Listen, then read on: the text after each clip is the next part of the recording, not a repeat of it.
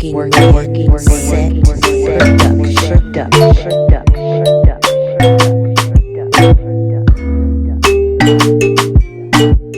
What's up? This you guys, Sawan Dolce. This is you taking action right here on Instagram, YouTube, where we're talking about how to make as much money as you want during a 30-day period of time while you cherry pick the very best houses for yourself.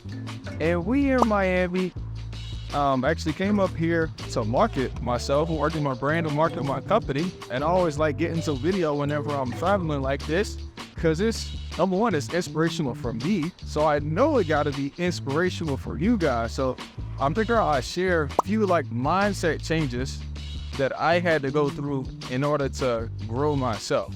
I remember there was a point in time where I felt like I was doing all the right things. Like, why haven't I got there? I'm putting in the work, but yet I'm not getting anywhere. At the end of the day, I realized it's because I'm not the person that I need to be to receive what I need to receive. So today I want to, just drop a few gems on you about some things that I changed in myself, and I didn't change anything that I was doing as far as like outputs and business wise, but when I changed these things in myself, I instantly saw a return, an increase in my life and my business with my family. So number one, guys, remember, it's just not a money chase, okay?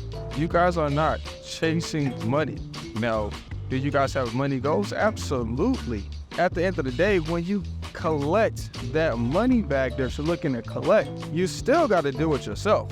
So you still might feel shame for something that you did. You still might feel alone because you haven't found good friends or found that, relationship partner or spouse, so you still got to deal with you. And so that's why a lot of these things are going to talk about building yourself up. Okay. So number one, I had to be okay with adjusting my financial thermostat. This concept comes from being able to handle more. Like, God already promised us abundance. So that means that you're going to have to learn how to take on more. The best way I know how to explain this, you don't kick into gear until your bank account gets down to $200 or $300, and then boom, you kick into gear. Next thing you know, you make some money making opportunity, and boom, you have money now for today, and you use that money to pay some bills. And then once you get right back to $200-300 in your bank account, boom, we're doing it again, and that works out for you. Congratulations. You need to turn up your financial thermostat. When you turn up your financial thermostat, this motivation will kick in sooner. So instead of it kicking in at 200 or 300, it'll kick in at maybe 1,500 or 2,500. The way you do this is save it. And I don't want to harp too much on saving, because I honestly really see much of that. I'm down to save to the best, but saving just to save is like, that's not the move. At least that's the move that I did. One way you can actually do this is making sure your deal flow, your activities need the kind of money that you want. So if you're looking into wholesale real estate and you did your first deal, a lot of people will just stop there. They'll say, oh great, I got this one deal, boom, I'm gonna be good, I'm making $5,000. I'm gonna challenge you to say, well, you really don't have a successful business until you get 3 in the same day. That's how you increase your financial thermostat. When you have a pipeline of business that comes in, that gives you a securities blanket. When you're able to make money more consistently, that gives you a security blanket. So you guys need to just turn up your financial thermostat. Learn how to use that fear to motivate you before it's too late. Don't just kick it in at $200 or $300. Start working your way up, $1,000, $2,000, $3,000. Next thing you know, your financial thermostat will be at $15,000, and you always have that amount. And that's when your drive kicks up, is that X amount of dollar that you want. And secondly, learning how to, bet on yourself and being comfortable with betting on yourself. You see, right now, your comfort level is in your job, or right now your comfort level is in your affairs. Actually, one of my brothers-in-law that I actually met down here in Miami while I'm down here shooting for the podcast, his mom and his dad's, they're pretty successful. Dad's been at the job for a while, makes over 200 grand a year. The mom makes over 100 grand a year. So they're set, and they treat their kids like they're set. And so this guy is 30 years old, he's still staying at his parents' house, and his parents are still helping him out with all these kinds of things. And so he's like he's comfortable because he's being coddled. When he finally realized that he was never going to be able to be the person that he wanted to be while he's under his, mom's care like that, he finally just upped up and moved, 24 hours away, almost 10 states old, and then that's what he realized, that's how he could get into his true work ethic, his true self. He could be free, to express himself, be free to be creative, be free, to actually think and be responsible as men. So you're going to have to get out of your own comfort zone. And that might be with your job, or that might be, with your parents. For everybody is a little bit different. And so, it starts with a little baby steps. He mentioned to me that before he just upped and moved to Miami, he went down and visited Miami. And then 2 months later, he visited again. And then a month later, he visited again. And then after the third visit, he put a date on it. So while you're at your job that gives you comfort, you might want to start looking up side hustles that can make you money. And then you might want to do one and see if you like it. And if it makes you good money, if it works for you, you might want to do it again. And then finally, when you say, oh, this is what I like, I've done this a couple times now, how can I double down on this and, and turn this into something I can do full time? But you guys need to get uncomfortable. It is not okay to live your life on E. See, your gas tank in your car will drive on while your car is on E. You know what I'm saying? So you can still drive your car. You just can't drive that far. You need to be changing your mindset to where it's like, well, my gas tank is on full and I can go further with my gas tank on full than I can go with my gas tank on E. Okay, so get out of your comfort zone and get uncomfortable.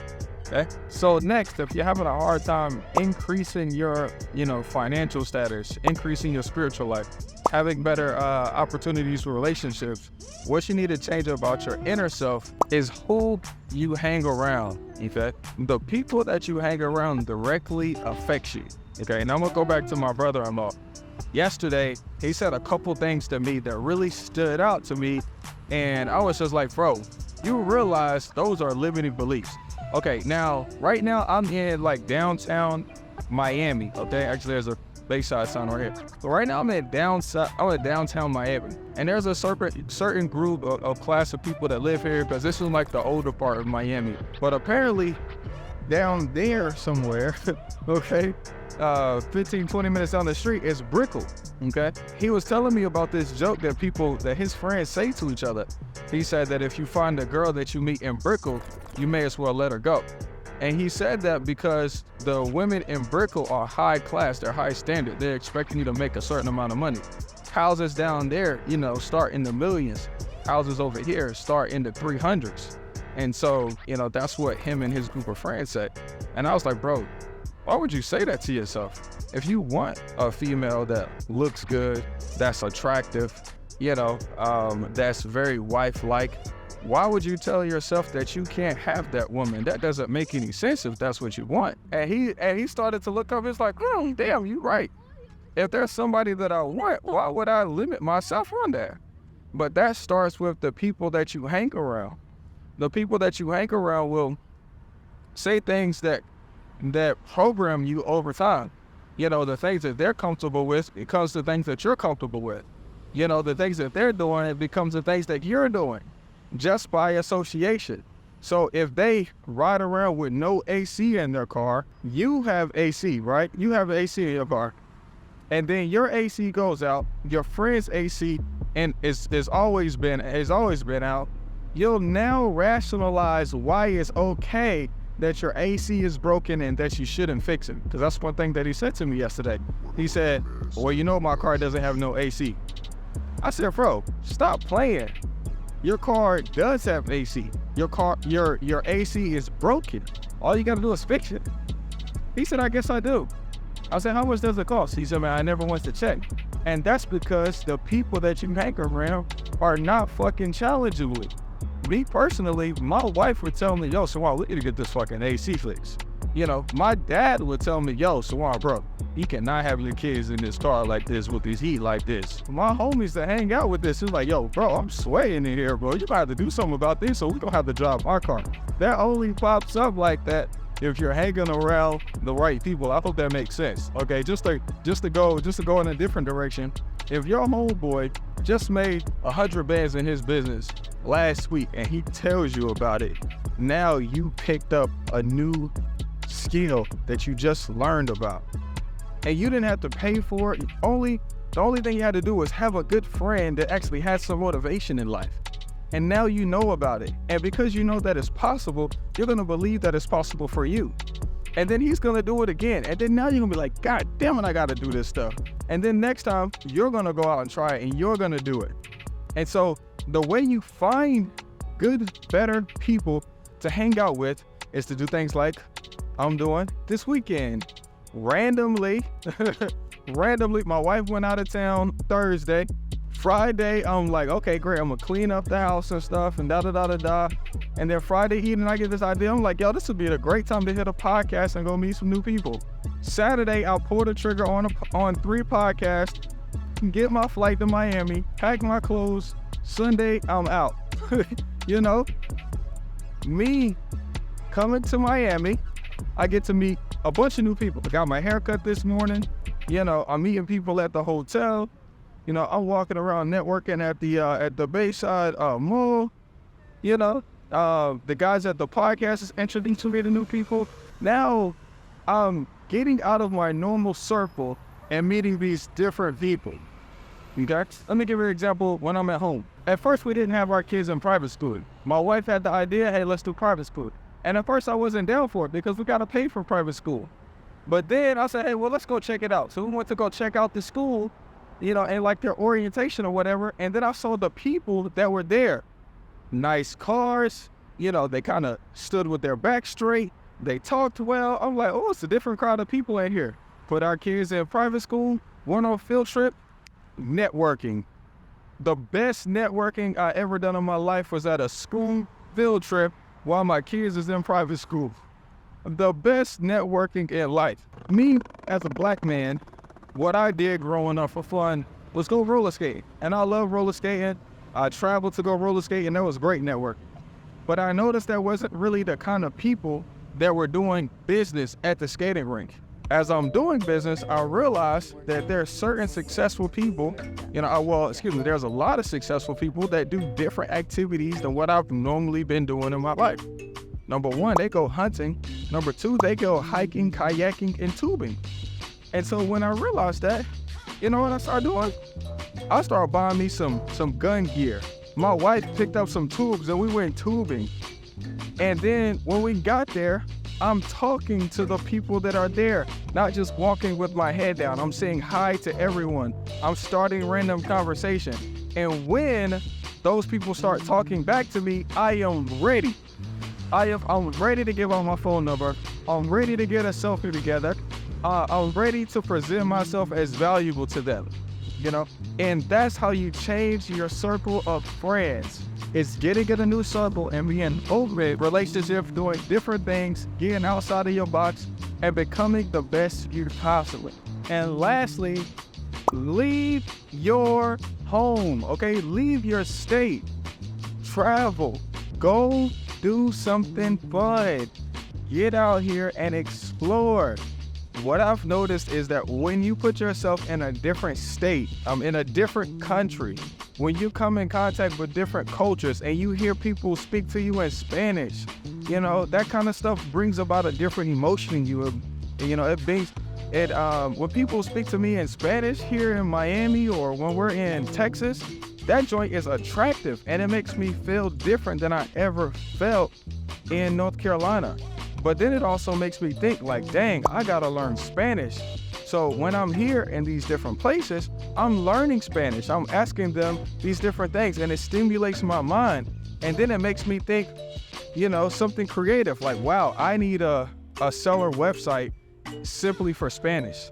I need somebody that can handle my Spanish leads that come into my business. It makes you, it changes who you are for the better. You know, and when you travel, you'll see different things. Like right now while I'm in Miami, what I've noticed is that a lot more people have Lamborghinis here. You know, don't get me wrong, I came from the car business, so I've seen Lamborghinis before. Don't get me wrong. But here, I mean, people got Lamborghinis as daily drivers. I mean, they're like pulling up at the restaurant with a Lamborghini, you know? And I'm just like, oh, that's dope. You know, that's dope. I seen a Cullinan. Yeah, I seen a Cullinan. And honestly, no, I have seen a Cullinan in person, but I think this is only my third Cullinan I've seen in person. But this one, it was the color that I wanted. This one was black in color, but it was like this velvet blue, I guess like a Tiffany blue interior, and it was just beautiful in the inside. And I was like, ooh, it had like the Forgiato wheels, not the stock ones, but it still had the double R, you know, caps on it. And I was just like, oh wow, that's what I want.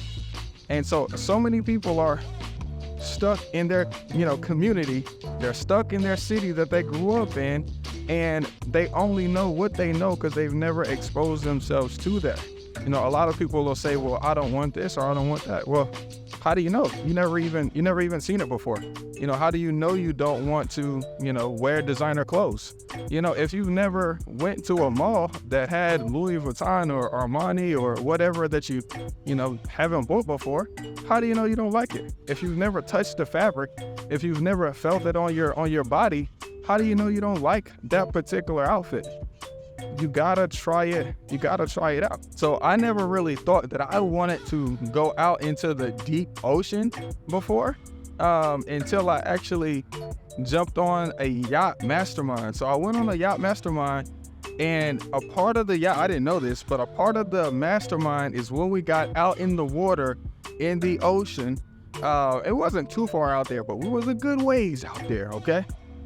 It was a mental challenge that we were willing to take risks, that we were willing to bet on ourselves, and everybody should jump into the water without no life vest on because you were all in on you. The thing that I was afraid of was taking my glasses off because I had to jump in the ocean. You know, I don't want to lose my glasses in there, you know. But when I jumped in there, I came up above the water, I took a deep breath, I got on the little boogie board thing or whatever the lifeguard thing was, and I was able to come back in and get back on the boat by myself. That made me realize that I could bet on myself. It is okay to take risks, that life was meant to be enjoyed.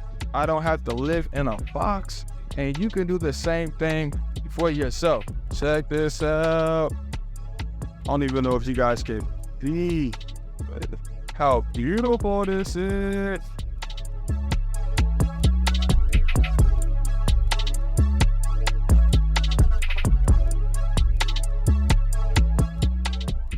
Take time to work on yourself. You know, it is great to want to look handsome. You know, it is great to want to feel smart, to be smart. It's great to want to be strong. It's great to get closer to God. It's great to want to have awesome relationships. And the only way to do those things is to become a better you. Okay, so you got to be intentional about, you know, investing in yourself, spending time on working on you. You know, working on your body, working on your mental, challenging yourself, getting around great people that can enhance you, you know, making certain improvements, you know, like getting your haircut. Man, that haircut made me feel so good this morning. I got your facial and everything, bro. Go bet on yourself, take risks, do big shit, okay? It's all good. And God promised you abundance. All you got to do is walk into it because it's yours. Peace, y'all. I'll see you on the next one.